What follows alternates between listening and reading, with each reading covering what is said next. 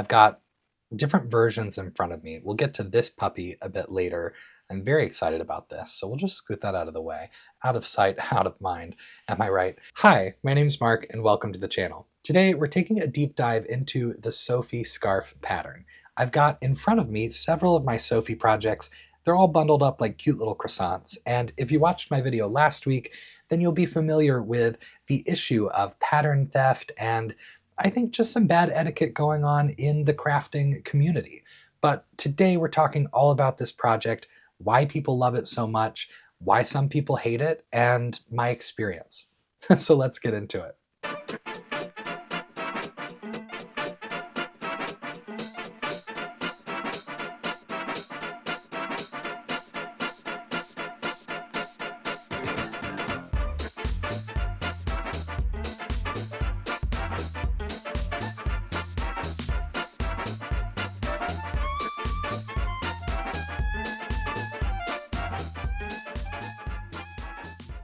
I'll start with a quick debrief from a little bit of last week's conversation. I appreciate so many of the comments of people, I think, just having the sensible opinion that it's wrong to steal. It's wrong to take from someone else. If someone creates a product, if they set a price for it, if they expect to be compensated, then that's their choice. And it's your choice to either pass on that pattern or project or item, or if you're interested in making it for yourself or taking part in whatever someone's created, then at that point I think we owe it to them to follow suit, pay for the product, not just take it and then redistribute it. So that's another conversation. I appreciated reading so many of the comments under that video. And again, if you haven't watched it, I'll have it linked in the description box below and you can go check that out. So today we're talking about the Sophie Scarf. This is a pattern from PetiteKnit and it's incredibly popular. I've talked about it several times on the channel recently because I've been working on them. I made a Sophie scarf for my mom for Christmas. I used a really nice fiber. It was cashmere, silk, and alpaca because I think this project, one of its benefits is that you can use a really special fiber, whatever that means to you. If there's a colorway you've been dreaming about, if there's a fiber content you've always wanted to work with, it can be overwhelming to choose a specialty yarn for a larger project, like a sweater, a shawl, a blanket, even a hat where you might need a couple of skeins. It can blow the budget and it could be a reason you don't work with that fiber. So I think the first reason that I'll say the Sophie scarf is tremendously popular is because it's a small project. It's something you can make with a limited amount of yarn. That could be scrap yarn, or it could be something really special that you've treated yourself to. And the project itself isn't terribly time consuming. Like with anything knit or crocheted, it's a fairly slow craft, a slow hobby. It's not something you're cranking out in 30 minutes time, but you might be able to make your Sophie scarf in a day or a week or a couple weeks by just putting little bits of time into it here and there. If you're not familiar with PetiteKnit on Ravelry, she has a huge output, everything from the Sophie scarf to a number of, I think, really attractive, stylish sweaters. A lot of people that I know in my life, in real life, make these patterns. People that I see at my local yarn shop, friends of mine, I've made several on my own accord, and I want to say there were a lot of comments where people were saying the only reason something is popular is because a designer is sending the pattern out for free or paying influencers to plug it over and over and over. And while that may happen sometimes, it's never happened here. I know I'm not a big influencer, but I'm someone with a YouTube channel. I'm someone with a following, and I talk about patterns and projects in every video. And I've never had someone say, talk about this one, or I'll send you this pattern if you talk about it. So everything I talk about pattern-wise here on the channel is unsponsored. The only sponsorships I've ever done are things with Skillshare, things with Craftsy, and I always disclose those with sort of a real commercial I put into the video. So the reasons that I'm attracted to these PetiteKnit patterns is because I think they look like things you could buy in a store. They look like things that are stylish, that people want to wear. When you're making any project, the yarn choice, the colors, the texture, even the gauge, if you want something to have more drape or you want it to be a little more dense, all of that's up to you as the crafter, which is one thing I really love about knitting, crocheting, making my own clothes. I think it's the coolest thing in the world to be in charge of all of those details and qualities of a project. But either way, I think the structure, the base garment you get, the construction, the look, the stitch pattern of a lot of these petite knit patterns are attractive. They're contemporary. They're things that I think look nice and will probably continue to look nice for several years. And of course, trends come and go. The style shifts over the years. The things people like to knit or crochet, they change year by year, decade by decade. But right now, this is really hot and a lot of people like making them. So I just wanted to say that. I don't think that the reason these patterns are so popular is because there's some brainwashing going on to trick you into doing it. I agree that if everyone's making it, and if everyone on YouTube and everyone on Instagram and everyone on TikTok and Ravelry, they're all talking about the patterns, then yes, that plugs it in your mind and maybe pushes you to do it as well. But I think in a way, and in part, they've risen to the top because they are somewhat simple. They're fashionable. I like the construction. I'd say they're constructed well. I think the patterns are written clearly.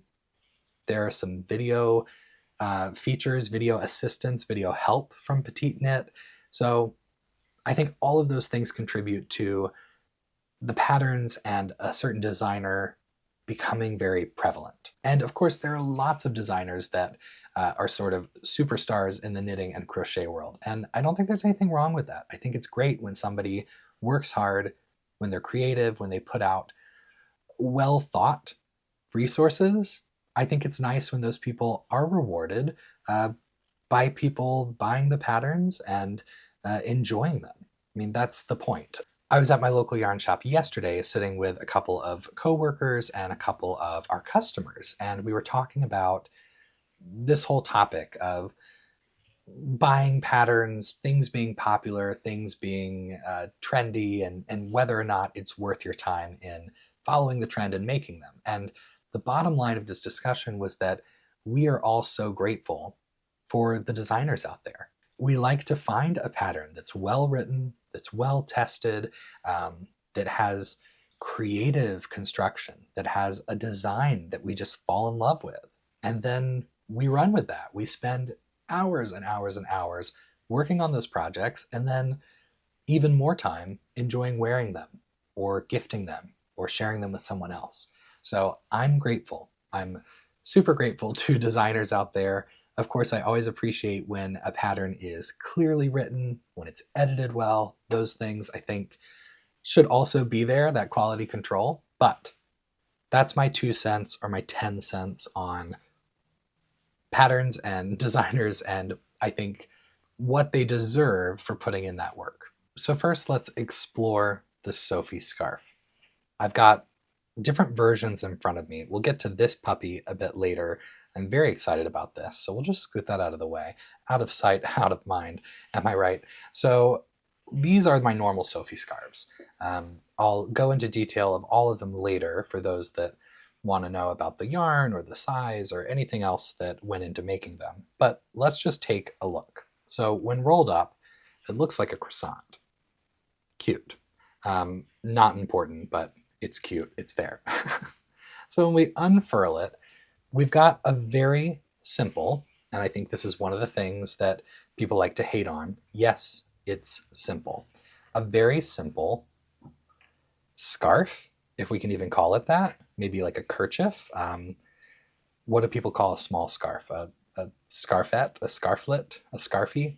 So we have our little scarf, our little kerchief, and we have two little points at one end, and then it increases until we get to the widest or tallest part of it, and then we work our way back symmetrically. So that's it. It's just a little strip of fabric. And I think that's the number one thing people like to hate on. Like, why would you want this? Why would you make this? Well, if you don't want a little strip of fabric that you've knit, don't make it. You don't have to. It's fine. So when I put it on, bear with. I can wrap it around my neck a couple of times. I could really wrap it around probably 3 times, and then I could tie it off in the back, and then I look like I have a neck brace on. Who doesn't want that? But I like to tie it off in the front because it makes me feel more fashion forward.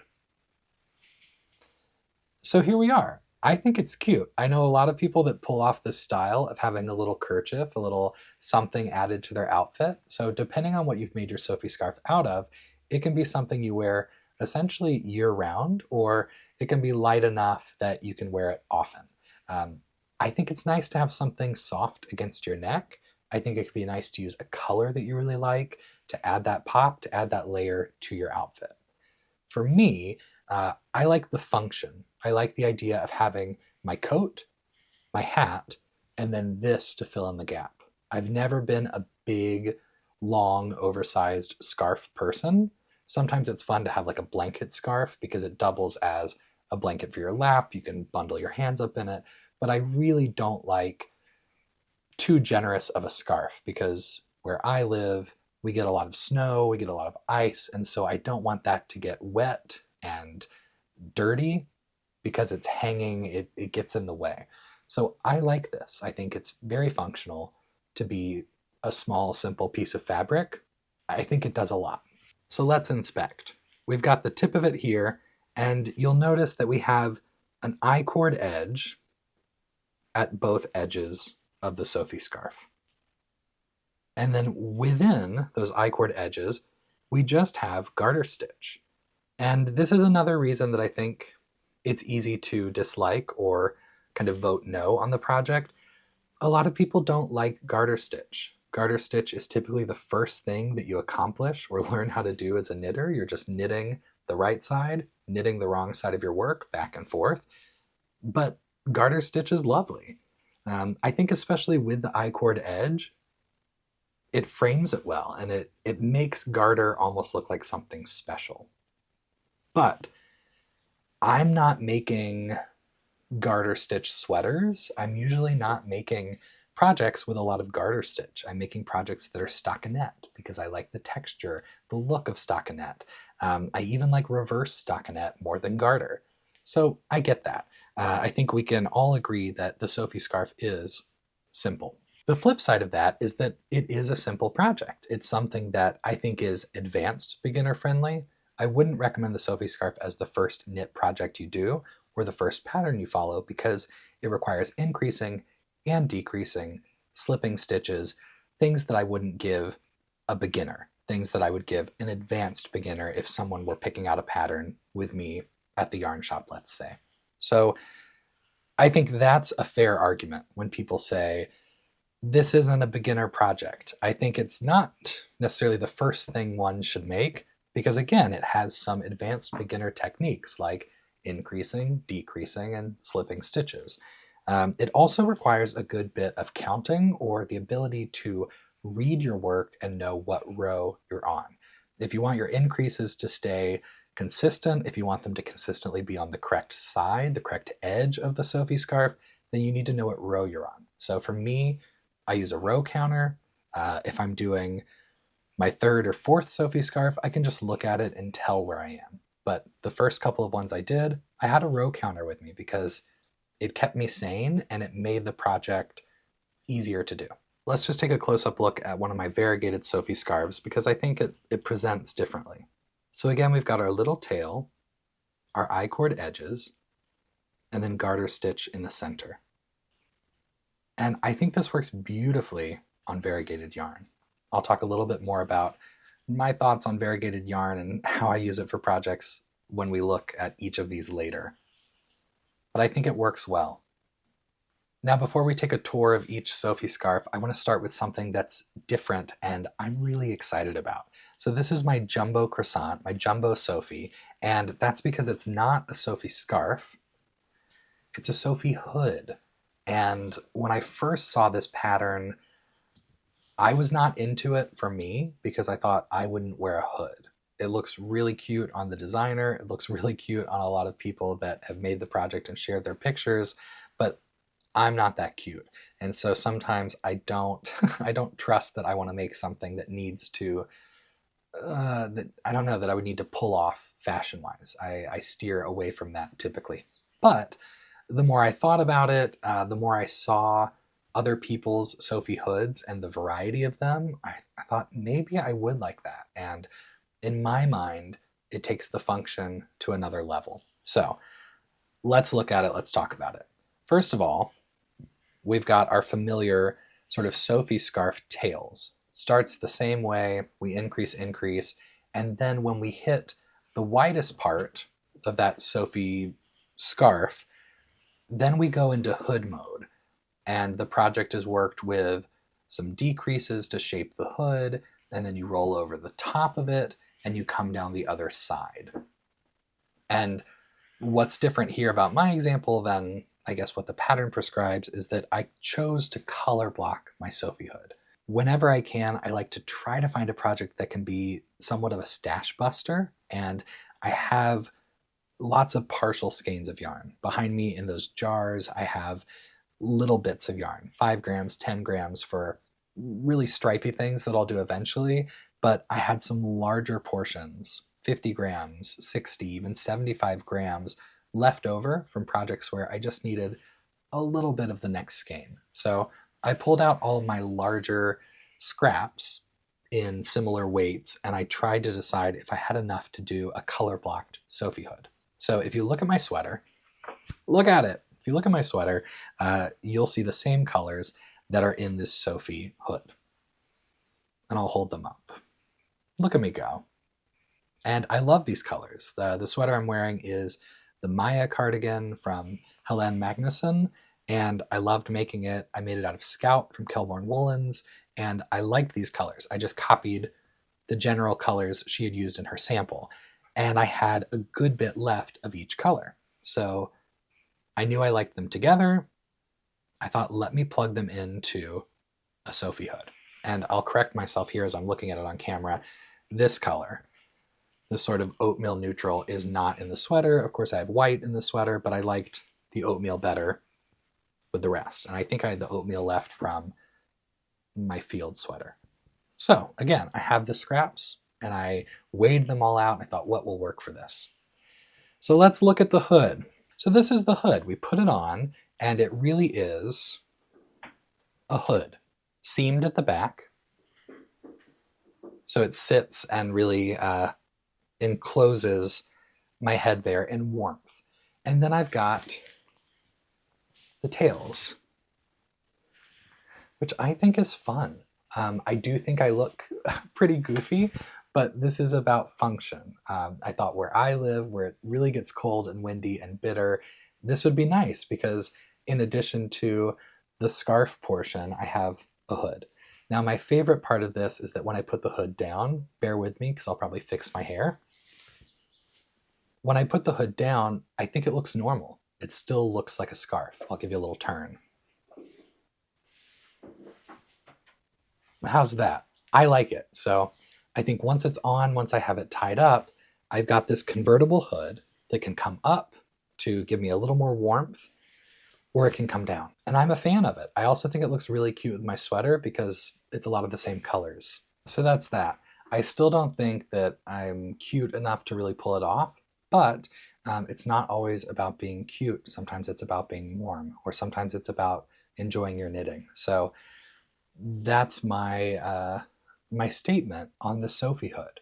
Now, a note about this, just in case you're influenced by me and you want to make a Sophie Hood, I mentioned that I made this out of Scout from Kelborn Woolens. Scout is a DK weight yarn, and this hood pattern calls for Aran weight. So I often change weight of yarn for a project based on what I have or what I want to use.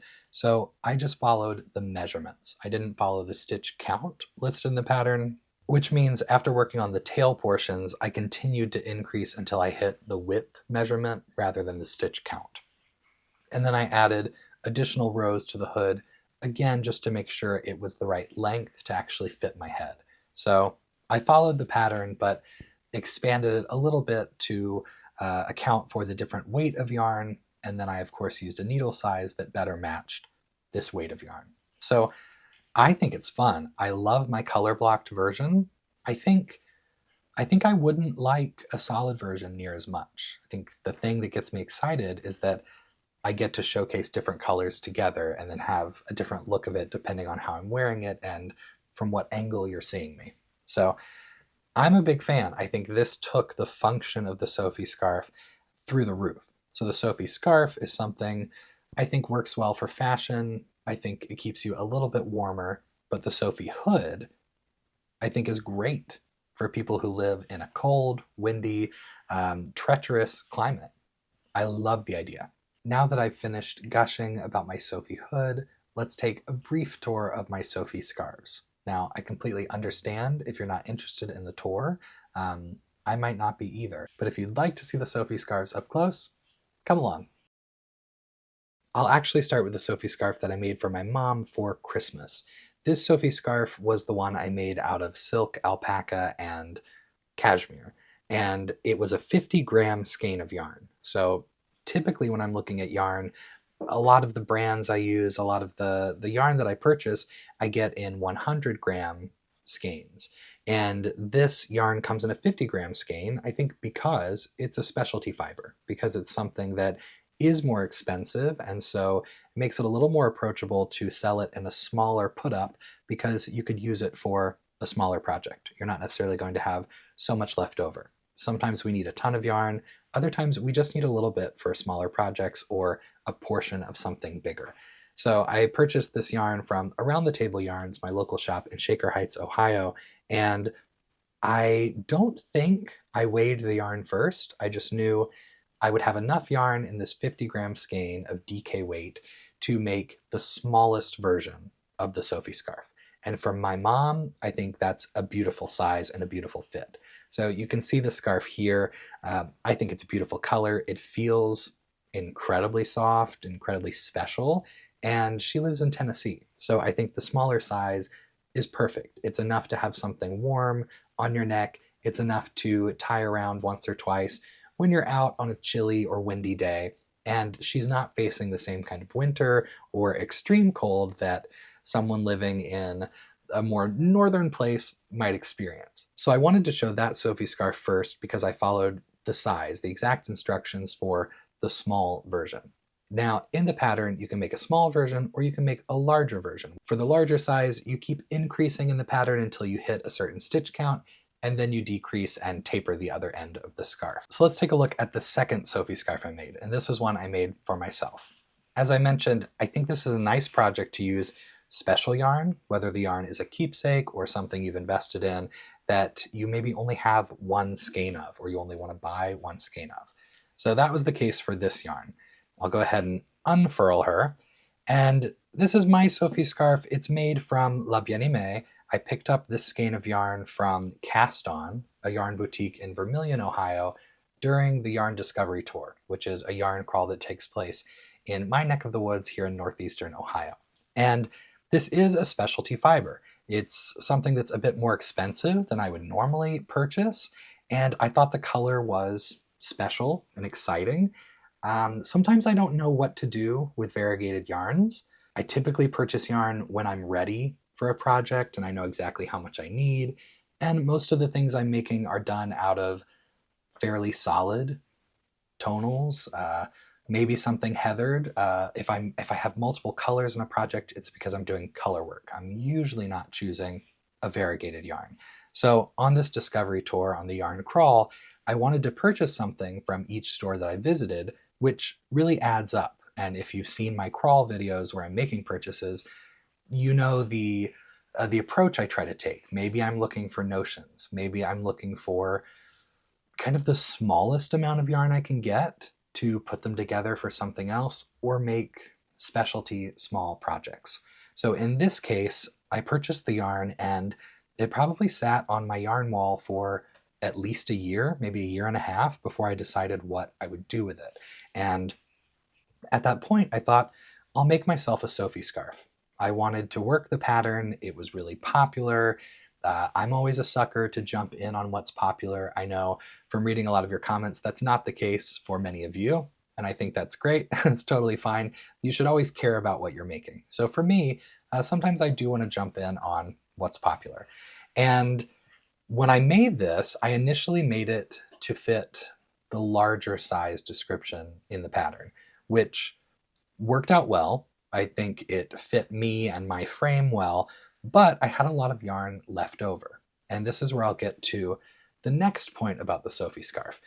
Something a lot of people will do is weigh the yarn that they're going to use so they know exactly how much they have, even though the label on your yarn will tell you, or it should tell you, how much yarn is there, how many yards, how many meters, the weight.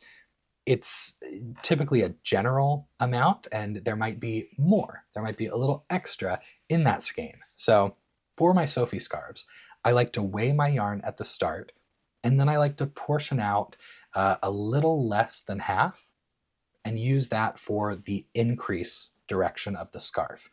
Once I hit the end of that yarn, I move to the other portion, and I know I have a little more than half in that portion, so I have plenty to work the decrease, and then I've used up almost all of my yarn. I can't remember the exact weight I had in this skein, but let's say I had 110 grams in the skein, so I would split that in half. I would get to 55 and 55, and so then I would mark a halfway point. I could do that with a stitch marker, I could do it by cutting the skein in half, or I could wind half of it, put it inside a sock, put it inside a yarn cozy, anything to bundle it to show me when to stop. And I would use, let's say we had 55 and 55, so I would keep 60 grams for the second half of the scarf, and I would use my 50 grams to start. So I would bundle off or put a marker at the midway point between the 60 and 50, start with the smaller portion, work up until I've hit as many increases as I want, or if I get the right width, I'll just keep working to elongate the scarf so that I can tie it around and use up all of my yarn. Once I arrive at whatever I use to mark that stopping point, then I'll change to my decreases and have just enough yarn with a little wiggle room, a little extra to finish the project. So if you're using something specialty, if you're using a larger portion of yarn than the pattern calls for, and you want a more generous Sophie scarf, you want to keep going with your increases or just lengthen the middle, I think that's a nice way to really balance the yarn out and use as much of it as possible. The story with the next Sophie scarf is pretty similar to the last. This is another skein that I picked up on the Yarn Discovery Tour. This yarn was from Black Locust Farm in Lodi, Ohio, and it was a specialty colorway dyed for them. I'll put the name on the screen because I'm not going to remember it exactly off the top of my head. But I thought this was really pretty. Again, I purchased a skein of it because I was on the tour. I was on the yarn crawl and I wanted to support that business. I wanted to have something to take home to use in the future. And again, it's DK weight. I'm a big fan of DK weight. Even in single skeins, I like to make a hat, I like to make fingerless gloves, maybe a little cowl, maybe something like a Sophie scarf. So I did the same thing here where I weighed out the yarn, I split the midpoint, leaving a little extra, a little more for the back half, for the second half of the scarf. And this is a Sophie scarf that I made for Ned. And I'm realizing I need to weave my ends in on this Sophie scarf. So let's take a moment to do that together. I think this is one of the additional pros, one of the additional bonuses of the Sophie scarf is that it's really, really easy to weave in and secure your ends. Because we have an I-cord running up each edge of the whole scarf, we can use that really easily to secure these ends. So I have about an 8-inch tail, and I'm going to just snug it up at the edge, and it'll be quick and easy to secure this. The first thing I like to do with any end is make sure that it's discreet wherever it's emerging from the project. So here it's just kind of going off on its own from the point of the tail. I'm just going to come in next to it and bury it across and make sure I like the look. I think I'm happy with that. So once I've done that, I'm going to take my tail, and because this is already tied off, it's my slip knot from the beginning of the project, I'm just going to go inside this I-cord edge. And the inside of the I-cord is hollow. It's folded over itself and created a little tube. So I'll make sure I have my darning needle or my tapestry needle inside that tube. As I send it up, I want to make sure it's not emerging, but it's just staying inside the tube. So I like to look at it from above. I kind of give it a squeeze and do my best to follow that channel without poking out.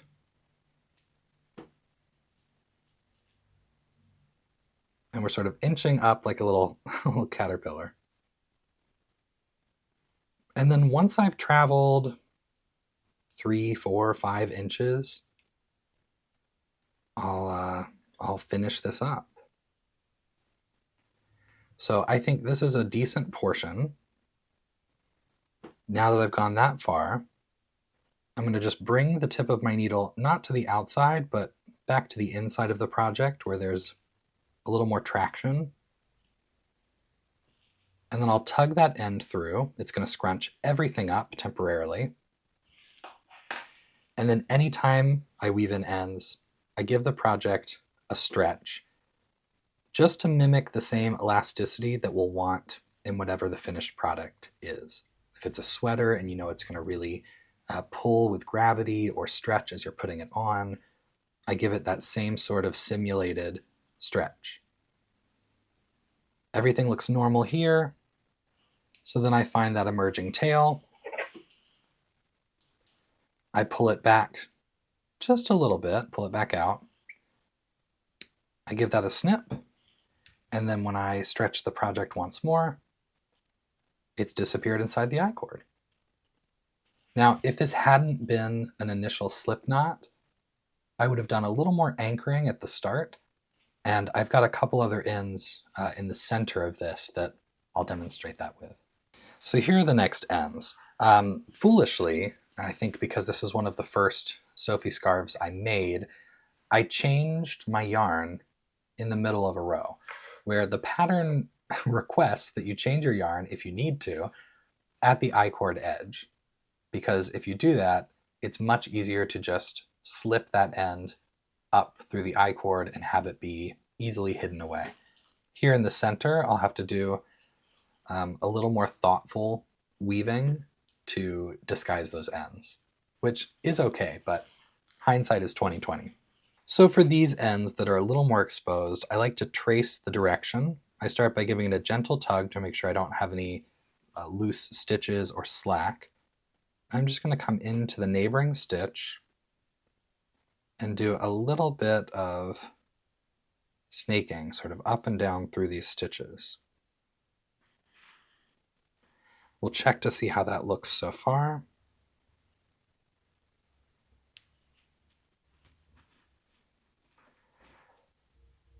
So far, so good. Now that I've done a little bit of initial anchoring, I'm going to start splitting the stitches that I'm going through. Each time I split the fiber, it's going to help anchor the tail even more.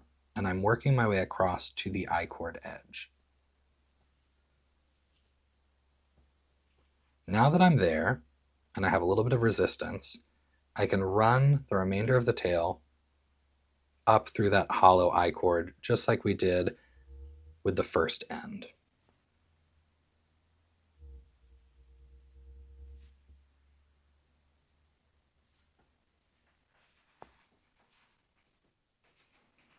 And once I give it a stretch, there we are with the first piece woven in. Now for the second end, I don't want to take the exact same path as the first because I don't want to add any extra bulk to this portion of the scarf. So here I'll choose a slightly different path, again, following the neighboring stitches and trying to split where I can. Hopefully you can see I've split some of those strands of yarn. And then hopefully this will be disguised right above the garter ridge. Now that I've hit the I-cord, I'm going to go the opposite direction. I don't want to send it the exact same way. It doesn't really matter for the portion that's in the I-cord, but just following my own advice of not bulking anything up too much, I'll go the other direction.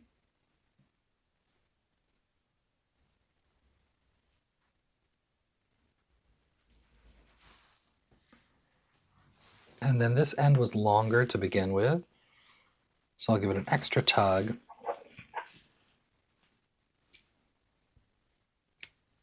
And snip that away. And there we have both of those ends woven in. It took a little extra work because I couldn't just go straight into the I-cord, but if you're like me and you're changing yarns or you're working across and you don't realize that you're almost at the end and you have sort of a floating tail, I think that's the easiest way to make sure it's secured.